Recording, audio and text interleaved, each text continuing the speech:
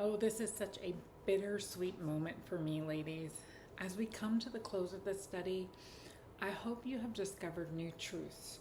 Truths found not just in the stories of Martha, Mary, and Lazarus, but in the heart of Jesus himself. Our journey was intentional. We stepped into these familiar stories with fresh eyes, freeing ourselves from comparison and leaning into deeper connection with Christ.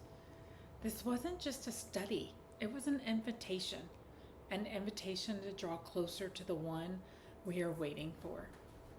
Here's some key truths to remember. Let's start with Lazarus. Lazarus was more than a miracle, he was a message. His life, death, and resurrection pointed to the power and identity of Jesus. He reminds us that we, too, are living testimony of Christ's transforming power. Mary.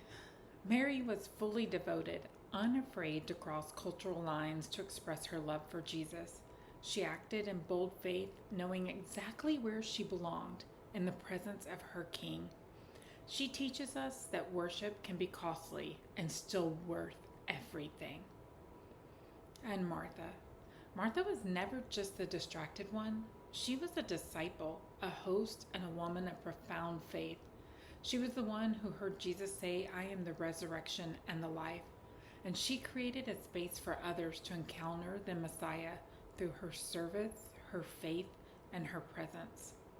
And our sweet town of Bethany, although it was small and an ordinary town on the edge of Jerusalem, to most it was a pass-through. But to Jesus, it was a home away from home. It became a sacred place where the promises of the Messiah were lived out. Bethany reminds us that even the most ordinary places become holy when Jesus is present. It's a beacon, calling us to be ready, to be watching, and to be faithful. So, sister, are you ready to make the connection? The story of Bethany didn't end in the first century. It continues in you, in your home, in your friendships, in your ordinary days. When we surrender even the smallest parts of our lives to Christ, they become sacred. So as we prepare for his return, may we live with the same devotion, hope, and expectation. Let our lives be transformed by his presence, just like theirs were. Let Bethany truly be new grounds for believing, new grounds for action. Here's some key questions to ask ourselves. Where in your life is Jesus inviting you to deeper intimacy like Mary? And what space can you create for others to encounter Christ like Martha? How has your life become a testimony of Jesus' power like Lazarus? And what Bethany moments, quiet, hidden, ordinary, has God made sacred for you? How are you preparing your heart for his return? These are the things that will help you take what you've learned these 6 weeks and live them out. Let me pray for you as we close. Father, thank you for revealing your truth to us throughout these past 6 weeks.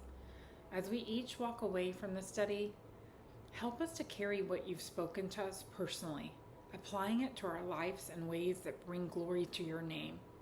Teach us to dwell in your presence, to find joy in the responsibility of serving you, and to be filled with the hope as we hold fast to the promise of Jesus' return.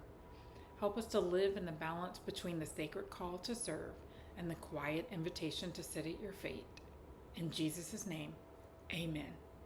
Thank you for being with me, ladies.